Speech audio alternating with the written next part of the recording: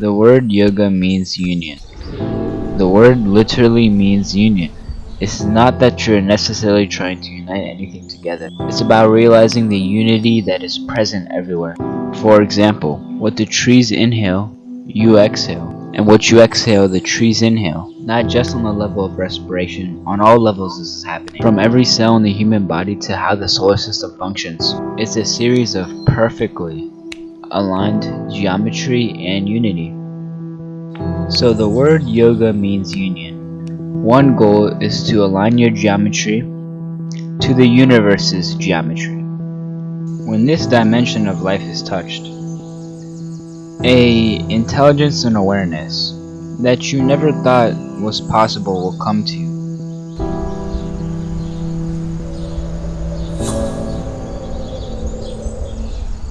Yoga is a huge empowerment to one's life. I know some people have their own preconceptions, but it's a huge empowerment, not a disability. People think when you become a yogi, you have restrictions and limitations. No, this is not true. You become liberated and free. So if you sit here and experience everything as myself, does somebody have to teach you to be kind to others? No, because you view them as you. Would there be room to have hate and resentment for others? No, that would be the equivalent to hating yourself. If our education systems made yoga a required class, jail population will go down dramatically. Just this is enough reason to add yoga in schools.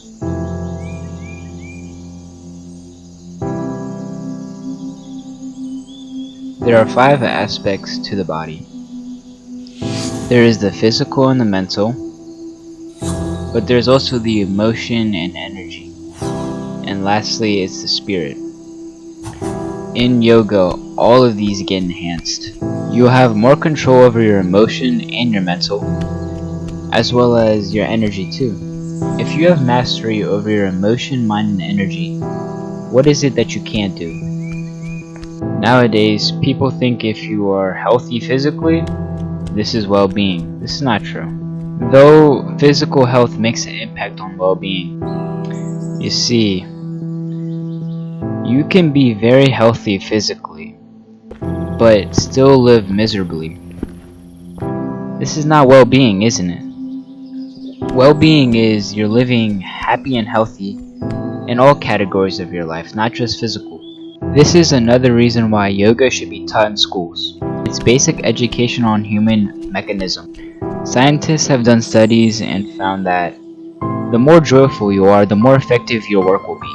Tell me how well you work when you're depressed or angry. Yoga isn't a religion as there's no beliefs. Yoga is not a philosophy or ideology. Yoga is a science and technology. This science and technology has been proven to increase the well-being of people around the world. Everybody wants to live their best life, but they want to transform instantly. So tell me, is your life worthwhile enough to invest 1 week into your own well-being? We're going to be going over the 5 bodies. When we say 5 bodies, they're kind of like sheaths of bodies, right? There's 2 that are the most obvious, the physical and the non-physical body. But there's 3 subtler ones. Not that it's any less important than the other 2, but the other 3 are more subtler in the sense that we don't really notice it as much. The first body is Annamaya Kosha, which means like the physical body. The second one is Mano Omaya Kosha, which is the mental body. The third one is Prana Omaya Kosha, which is the energy body. And forgive me, like, I know I'm not pronouncing these like well, but the fourth body is called the Vikaramaya Kosha, which is kind of like a transitory body or like a transition body.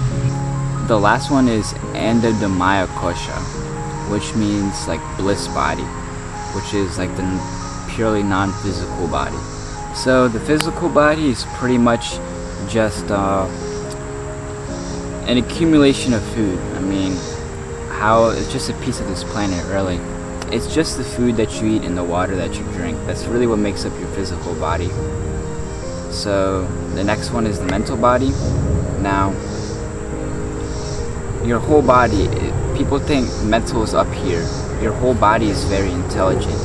Your heart is always pumping, you know. Just one cell in your body probably has thousands of times more memory than what your memory up here can hold. Just one cell. I mean, I know your parents weren't too generous, but they only gave you one cell, and that cell, imagine how much memory it must have had to blossom into a whole human being like this, you know? When it comes to the body, intelligence and memory is packed everywhere. Your cell remembers how to repair itself, because, I mean, it's just doing it like on its own. Like your body's doing it on its own because your body has its own intelligence. And now the energy body. These three are physical in nature. The physical obviously is physical. Your mental body is physical. What organ do you need to think? It's your brain. It's physical. And energy. Obviously, the sun right now, it's beaming energy at us and we're feeling it. It's obviously physical in nature, right? If we get deeper into things, there are some non-physical energies, but the energy that we're talking about right now is physical, right? Because we can perceive it, we can feel it, there's effects, you know what I'm saying, and we can work with it, so it's physical. And I can get in more in depth in these in like another time, or maybe like in one of my classes or whatever, you know. I can get more in depth in these, but for right now I'm just giving y'all the basics. Yeah, so the next one is like the transitory body. This is like the body of knowledge, but this one is in the boundaries of physical and non-physical, if that makes sense. It goes like between the two, but it's knowledge that you obtain not through these five senses, if that makes sense. Like, obviously we use our eyes to, you know, eyes, hearing, and taste or whatever to gain knowledge. This is, you're not using these five, like your body's five senses to obtain certain knowledge on it. But that's not all to it, because it's also, and then the last one is the bliss body. The bliss body is completely non-physical in nature, and since it's completely non-physical, we don't really know how to describe it, but we're just going to say it's called the bliss body because that's what it feels like whenever you touch that dimension of life. But it's completely non-physical, so it's hard to really describe something like that because our memory is only physical things, so it's hard to describe the non-physical, right? So yeah, those were the 5 bodies.